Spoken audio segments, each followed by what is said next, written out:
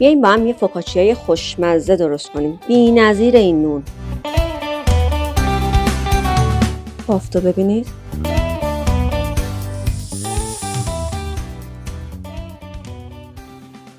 امروز یه نون خیلی ساده ولی پرنکته رو داریم. مواد خشکمون رو آرد، نمک، شکر و مخمر رو با هم قاطی میکنیم.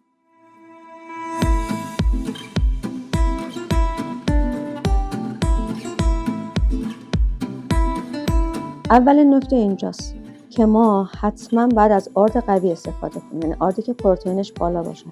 و دومین نکته اضافه کردن آب خنکه، بسیار خنک.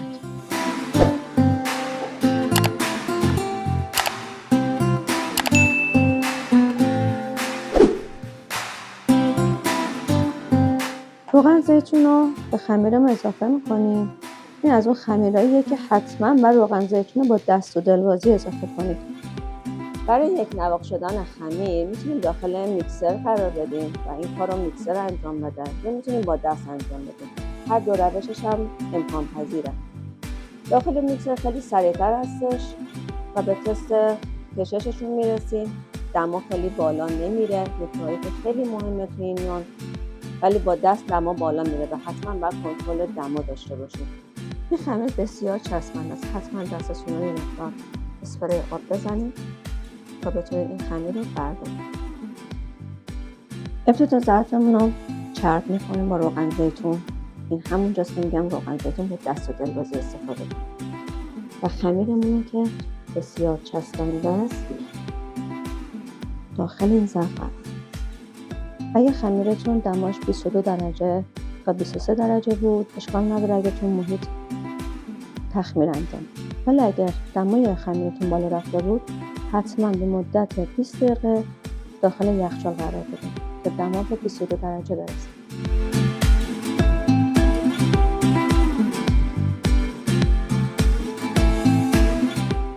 بعد از 20 دقیقه اول دستمون رو کاملا مرطوب میکنیم. خمیر رو از دور ظرف جدا میکنیم و اولین کشش و تا رو انجام میدیم.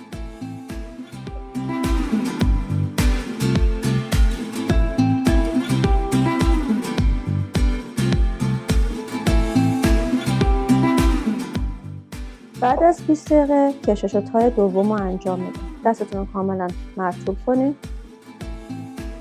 خمیر رو از اطراف جدا کنید.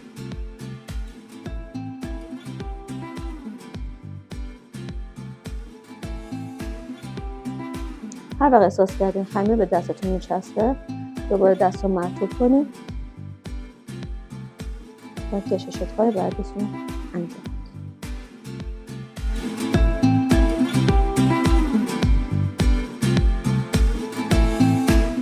حتما در پایان هر کشش و تا دمای خمیر رو چک کنید که دما بیشتر از 24 درجه نباشه، وگرنه سطح روش پر از حباب میشه و سطح روی خمیر پاره میشه. اگر خمیرتون خودش رو همینجوری حفظ کرد نیاز به کشش و تای سومی نیست، ولی اگه خودش رو رها کرد یا به اصطلاح آردتون اول ضعیف بود شما باید کشش و تای سومی رو بریم. سینیمون رو کاغذ نسوز میندازیم و تهش رو یکم روغن زیتون بریزیم چرب کنیم. اگر که سینیتون نچسب باشه که نیاز به کاغذ نداره. خمیرمون رو بعد از حجم‌گیری دستمون رو مرطوب میکنیم، جدا میکنیم از لبه ها و به سینی منتقل میکنیم.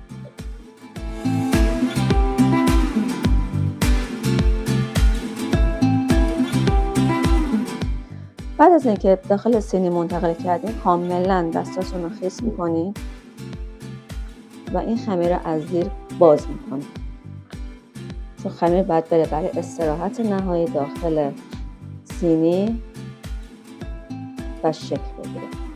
کاملا باز میکنیم و اگه حباب ها باز شد نگران نباشید، دوباره تشکیل میشه.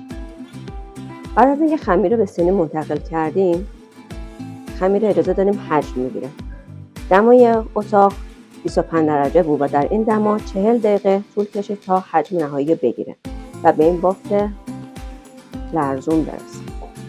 من رزماریا رو داخل روغن زیتون خوابوندم برای اینکه عطرش به روغن زیتون منتقل بشه و بعد کل روغن زیتون رو همونطور که اول گفتم با دست دلبازی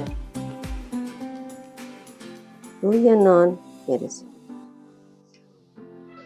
بعد کاملا داخل خمیر حفره ایجاد میکنه و هر چیزی که دوست دارین میتونین برای روش استفاده کنید. اینجا از زیتون و گوجه های پیلازی استفاده کنید.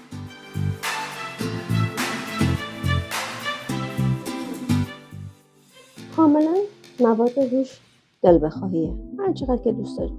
فقط خیلی سنگین نکنید که حباب‌های روش از بین نره. و در انتها امضای نون رزماری‌های خوش عطریه که داخل روغن زیتون خوابیده. بعد که کاملا آبپاشی انجام شد، فر برقی 220 درجه و فر گازی 240 درجه به مدت 15 دقیقه با بخار پخته بشه.